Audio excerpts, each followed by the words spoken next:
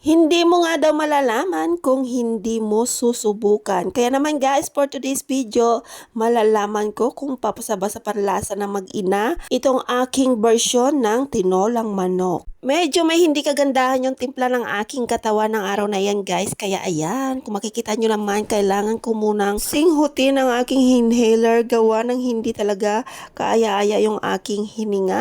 Charot lang.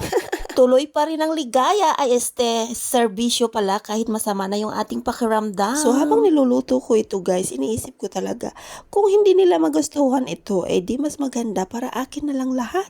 Charot. Sayote ay sayote ang aking gamit ngayon sa aking tinolang manok. At sino sa inyo ang ginagawa yung ganitong teknik bago nyo balatan at hiwain ang inyong sayote? Ayan guys, ganito daw yung teknik dyan. So natutunan ko yung ganong teknik guys sa aking pinsan many years ago. Diba? Naalala ko pa rin yung ganong mga experience sa life. Chararat. So ngayon guys, hiwain ko na itong aking sayote. So, magicking ko na nga lang, tagal-tagal maghiway. Oh, diba? Mabilis lang yan. And then ngayon, guys, meron akong lemongrass. So, syempre, hindi natin pwedeng gawin yung usual na ginagawa natin pag nagtinolang manok na dahon at pilipitin mo lang. Ay, hindi pwede. So, tangkay lang ang aking ginamit at pinisat-pisat ko lang yan, guys, para pag ginisa, lalabas na yung kanyang mga magic sarap. O, diba? So, ready na yung aking mga sangkap, mga langga. Ito na yung aking chicken, daon ng sibuyas. Ay, charot. Daon pala ng sili. So, galing din yan sa aking gardening. So hugas bigas yung aking pang tubig. So let's beginning cooking.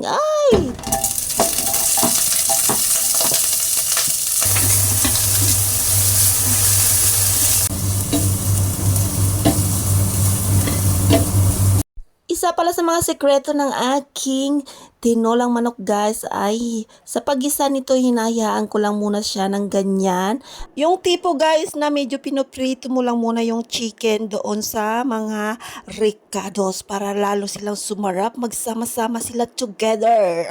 At kung medyo mamula-mula na yung mga langga, i-other side na natin para naman balance ang kanyang kulay, o diba? So, isa yan sa teknik ng aking masarap na tinolang chicken, mga langga. So, ngayon, pag okay na both side, kana natin timplahan ngayon ng ating mga ibang panlasa. Katulad na lang nitong paminta at patis langga ang aking gamit dyan para magkalasa.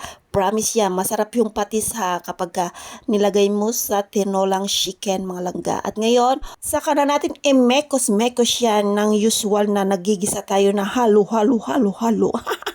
At pag once na satisfied na tayo sa ating ginigisang tinolang chicken, saka na natin ilalagay itong hugas bigas, mga langga. Yes, hugas bigas yan.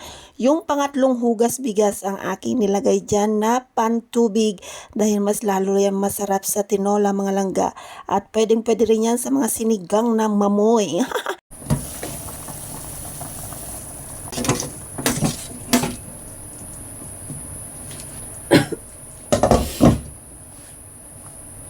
And here we go mga bebe, presenting luto na yung aking tinolang manok for today. So babawasan ko lang yung tangkay ng lemongrass at maglalagay ako ng goji berries. O diba? Masarap sa mata at naglagay na ako ng mga panimpla. Nagdagdag ako ng asin at betchin. At saka ito namang tanim ko ito guys, ang daon ng sibuyas. Of course, galing niya lahat sa aking garden. And finally, luto na ito guys. So, ngayon mauna na akong kumain dahil hindi ako pwedeng sumabay sa mga amo ko at may sakit nga ako, mga bebe. So, ang resulta ng aking cooking for today, kung nagustuhan ba nila o hindi, edi sakto lang. Wala namang sinabing masarap, wala din sinabing hindi masarap. So guys, sana'y nag-enjoy kayo sa aking inanda sa araw na ito. Have a good day and bye-bye mga langga.